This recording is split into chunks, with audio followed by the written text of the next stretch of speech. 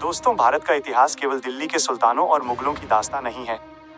आज हम आपको सुनाएंगे हिमालय की गोद में बसे एक ऐसे राज्य की कहानी जिसने दुनिया के सबसे शक्तिशाली मुगल साम्राज्य की नाक काट दी थी। ये कहानी है गढ़वाल के 47वें शासक पृथ्वीपत शाह और उनकी साहसी माता रानी कर्णावती की। कहानी शुरू होती है जब पृथ्वीपत शाह के पिता की मृत्यु कुमाऊं के युद्ध में हो जाती है। उस समय पृथ्वीपत शाह की उम्र केवल 7 वर्ष थी। इतनी कम उम्र में उन्हें राजा बनाया गया और उनकी संरक्षक बनी उनकी माता महारानी कर्णावती। जब मुगल बादशाह शाहजहां को पता चला कि गढ़वाल पर एक रानी शासन कर रही है, तो उसने इसे कमजोरी समझा और हमला कर दिया।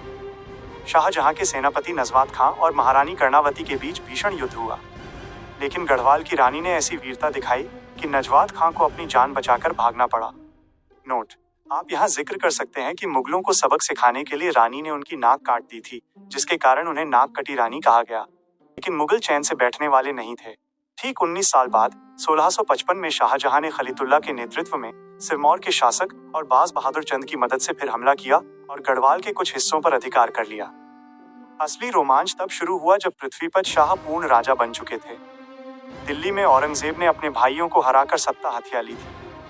दारा शिकोह के पुत्र सुलेमान शिकोह ने भागकर गढ़वाल नरेश की शरण ली। औरंगजेब के लिए यह अपमान की बात थी, क्योंकि उत्तर भारत में केवल गढ़वाल मंडल ही एकमात्र ऐसा स्वतंत्र राज्य था जो मुगलों से टकराने का साहस रखता था। औरंगजेब ने सुलेमान शिकोह को वापस लेने के लिए राम सिंह को भेजा, लेकिन पृथ्वीपत शाह ने शरण में आए मेहमान को सौंपने से इनकार कर दिया। इसके बाद शुरू हुआ औरंगजेब का षड्यंत्र, जिसमें राजा का अपना बेटा मेदिनी शाह लालच में फंस गया। जब पिता को बेटे की गद्दारी का पता चला, तो उन्होंने मेदिनी शाह को राज्य से बाहर निकाल दिया।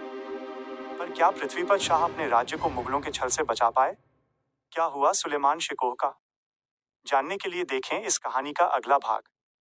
अगर आपको ये वीडियो पसंद आया तो लाइक और सब्सक्राइब जरूर करें।